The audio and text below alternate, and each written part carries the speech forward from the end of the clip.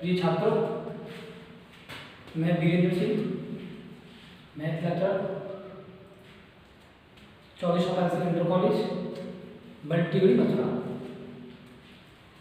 मैंने आपको कल तक बहुपद के बारे में बताया था। आज मैं तुम्हारे लिए नया चैप्टर रैखिक समीकरण को लेकर के आया। रैखिक समीकरण में हमें जो चीज़ें पढ़नी है, जो टॉपिक पढ़ने हैं, उन टॉपिकों को एक बार मैं आपको बताऊंगा, उनका विवरण दूंगा। उसके बाद एक एक टॉपिक पर हम बारीकी से अध्ययन करेंगे। तो आज हम लेते हैं रैखिक समीकरण।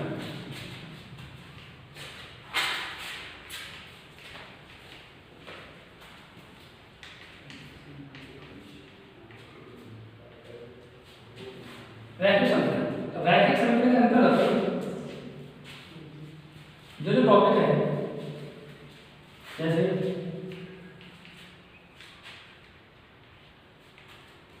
आलेख खींचना या ग्राफ, रैखिक समीकरणों का हल करना,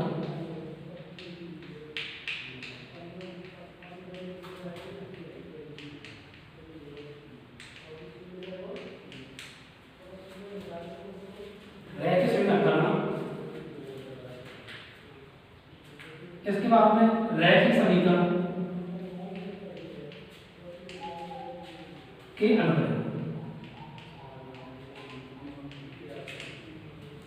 तो आपके इस चैप्टर में 3 टॉपिक आलेख खींचना, उसके बाद रैखिक समीकरण हल करना और उनके अनुप्रयोग।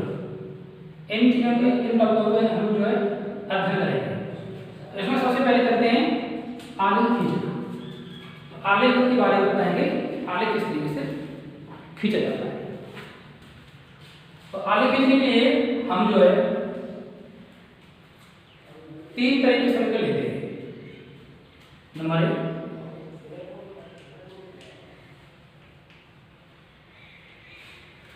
एक ऐसा समीकरण जिसमें किसी भी चर राशि के साथ में कोई भी गुणांक ना हो। नंबर 2,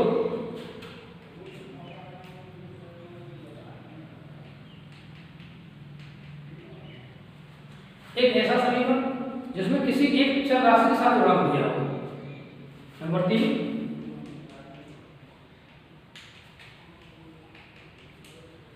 एक ऐसा समीकरण जिसमें दोनों चर राशि के साथ गुणक दिया हो। 3 कंडीशन में आलेख किस प्रकार पूछा जाता है, ये हमें देखना है। तो सबसे पहले, जब कोई गुणांक न दिया हो,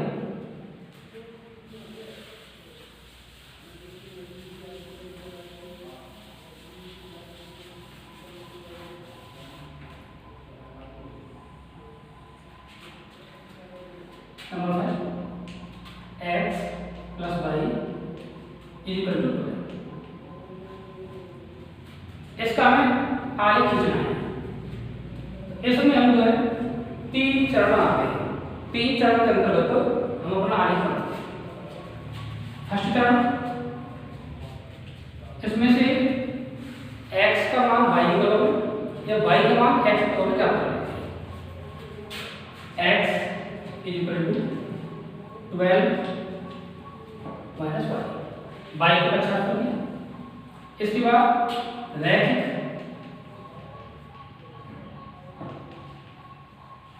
समीकरण के लिए साथ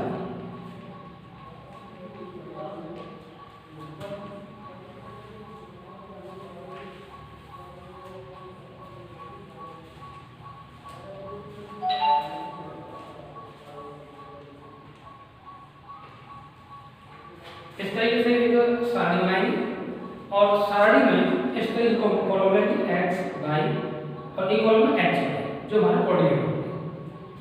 अब यहाँ पे जब हमने y को छात्र किया है तो y की कोई भी वैल्यू, कोई भी मान अपनी इच्छा अनुसार रख सकते हैं।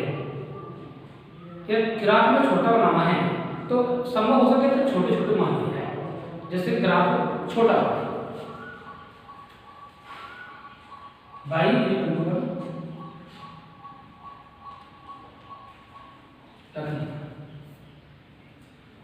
x equal to 12 minus 1 equal to 11।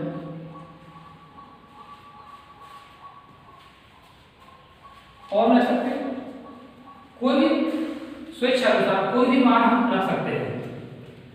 हमारा उद्देश्य होता है कोई मान रखें, और इस प्रकार मान रखे आए कि हमारा ग्राफ छोटा हो तो उसके लिए मान छोटे रखें बड़े रखें, वो अपने ग्राफ के हिसाब से देखें। जैसे मैंने y इक्वल टू 1 लेने पर x की वैल्यू में 11 प्राप्त हुआ है, 11 प्राप्त हुआ है, जो हमारा जो बड़ा है। आप छोटा भी ले सकते हैं, बड़ा ले सकते हैं। y इक्वल टू 3 रखने का, तब x equal to 12 minus 3 equal to 9। इसी प्रकार x और 4 रखने का,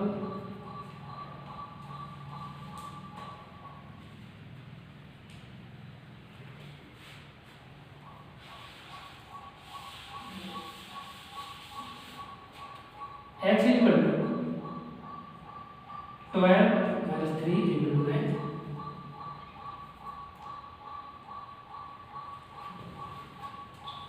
इसके बाद y इक्वल टू 5 रखने का, तब x equal to 12 minus 5 equal to 6। प्रिय विद्यार्थी, ये मान हमें स्वेच्छानुसार लेने, मानों को कोई मान सकते, और ये मान इस तरीके से मैंने निकाले हैं। y का मान रखने पर x का मान मैंने निकाला है, और जैसे यहाँ में सवाल साथ दिखाया है, आप ये मान सवाल साथ दिखा सकते हो, न चाहे तो ना दिखाएं, इससे कोई फर्क नहीं पड़ता है। अब चाहे तो सीधी साधा नहीं हो सकता। अब इससे जब मैंने y का मान ले लिया, x की वैल्यू 11 प्राप्त हुई, y की वैल्यू हमने 3 रखी, तो x की वैल्यू 9 प्राप्त हुई, y की वैल्यू 5 प्राप्त हुई, तो x की वैल्यू 6 प्राप्त हुई। अब यहाँ पे जो कोऑर्डिनेट में जाते हैं x, y 11,1 9,3 6,5। तो फर्स्ट टर्म में हमने जो है समीकरण से x के पद में y के पद में मान निकालते हैं। सेकंड टर्म में हमने अपनी सारणी बनाई, सारणी को फिल किया। इसके बाद थर्ड स्टेप में अब ग्राफ बनाते हैं।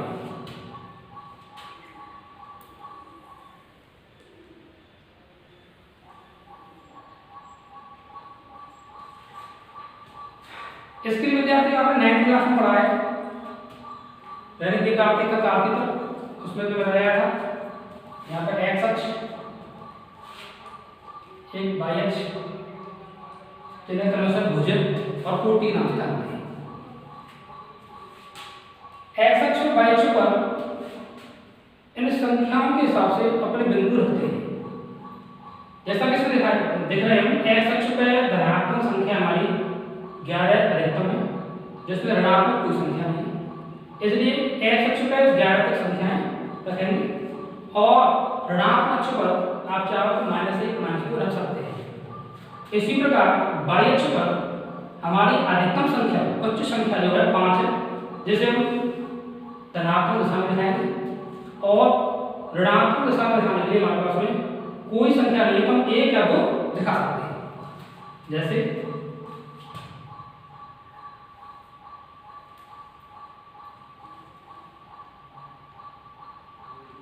1 2। वैसे तो ये हमारे पास ग्राफ केवल मिलता है, यदि ग्राफ को नहीं मिलता है तो ये जो गैप है अपने पैमाने के द्वारा बराबर बराबर के गैप होने चाहिए। जैसे 1 सेंटीमीटर दूरी हो, 2 सेंटीमीटर दूरी हो, लेकिन बराबर 1 2 3 4 5 6 7 8 9 10 11। एक्स एक्स की तरफ ऋण दिशा में -1 -2।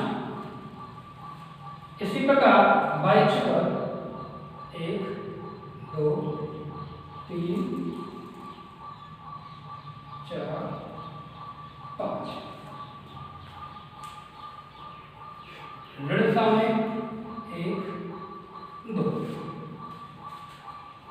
अब इन बिंदुओं को आलेख में दर्शाएंगे, जैसे 11, एक्स अक्ष पर 11, वाई अक्ष पर 1, एक्स अक्ष पर 11, वाई अक्ष पर 1, एक्स अक्ष के ठीक ऊपर, वाई अक्ष के ठीक सामने ये बिंदु,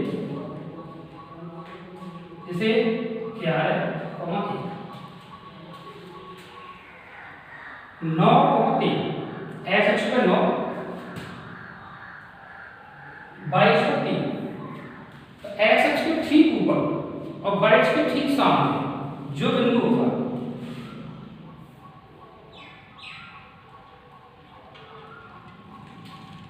वो बिंदु 9,3 होगा। इसी प्रकार 6,5 एक्स अक्ष के ठीक मान के ऊपर और वाई अक्ष के ठीक मान के सामने 6,5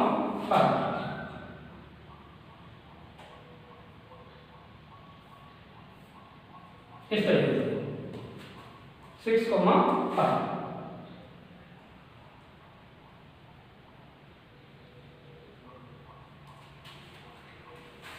विद्यार्थियों ये बिंदु हमेशा एक सीध में दिखाई देते हैं।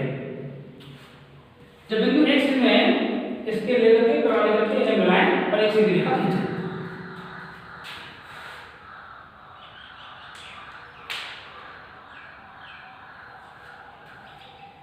इस तरीके से आप किसी भी रैखिक समीकरण का ग्राफ लिख सकते हैं जब उसमें कोई भी गुणांक न हो। जब समीकरण में गुणांक नहीं होता है तो उसका ग्राफ खींचना आसान है। अब इस समीकरण को, इस प्रकार के समीकरणों का ग्राफ बनाना हम अगली वीडियो में बताएंगे आपको। यदि विद्यार्थियों आपको हमारा वीडियो अच्छा लगा है, आपको पसंद आया है, तो उसे लाइक करें, सब्सक्राइब करें और हमें जुड़े रहने के लिए सब्सक्राइब करना भूलें और दोस्तों के साथ शेयर करें। Thank you.